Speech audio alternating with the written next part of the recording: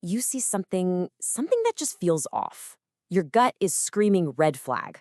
But what if your gut is wrong? Today, we're going to unpack that critical difference between a genuine warning sign and a really dangerous assumption. Let's get right into it.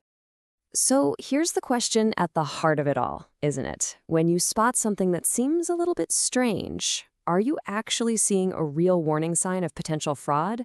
Or are you just running on a gut feeling? Getting this right is absolutely crucial. And this chart breaks down the difference perfectly. So on one side, you've got an assumption. It's often based on our own biases or stereotypes.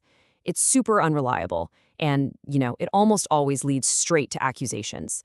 But a real indicator? That's totally different. It's based on objective patterns or data. It doesn't lead to a verdict, it just prompts a closer look. And honestly, mistaking one for the other is one of the biggest and most dangerous errors in risk management. Now, getting this wrong isn't just some theoretical problem. The stakes are incredibly high, especially when you think about the unique business and cultural landscape of Namibia. Let's dig into why this distinction is so critical there. Okay, so this gets right to the heart of it. In a multicultural place like Namibia, something as simple as a direct communication style could be misread as aggression. In a small, tight-knit job market, a false accusation can destroy a reputation overnight. And we all know that close personal ties can either hide actual wrongdoing or blow a tiny issue way out of proportion. The stakes here are just incredibly high. So let's be crystal clear about this. In this kind of environment, acting on a pure assumption doesn't just mislead an investigation. It can completely destroy careers. It can even bring down entire companies. The damage can be absolutely irreversible. All right, so that's the problem, and it's a serious one.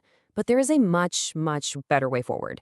It's all about building a more objective approach, shifting our focus from these subjective feelings to cold, hard, objective facts. And here it is. This is our foundation. A true red flag isn't just something that feels a bit weird.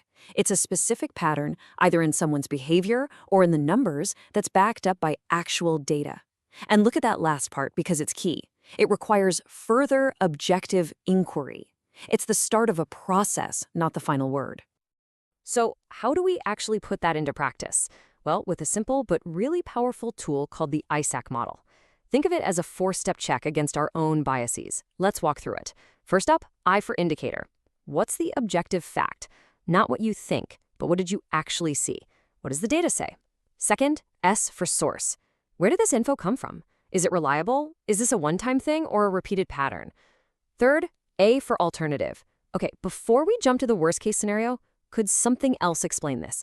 A heavy workload, a system glitch, maybe even a cultural misunderstanding. And finally, C for context. Does this one thing exist in a vacuum, or is it happening alongside other known warning signs? This framework forces us to just slow down and think. You see, by using a simple framework like this, the goal isn't just to solve one case. It's bigger than that. It's about fundamentally shifting an entire organization's culture away from just reacting with suspicion and moving towards a proactive, evidence-driven way of doing things. And this is just a perfect real-world example of what I mean by context. So you have an employee who never takes a holiday. By itself, that can mean anything, right? Maybe they're just super dedicated. But when you add the context that this same person has total control over all payments with zero oversight, well, now that single observation becomes part of a much more concerning pattern. See the difference? And that brings us to the single most important takeaway from all of this. A red flag should never, ever be treated as a verdict. It is simply a prompt for due diligence. It's a signal to look deeper, to ask better questions, and to gather more facts. So the final thought I'll leave you with is this. What if the real question isn't who do we blame, but rather what do we need to understand better?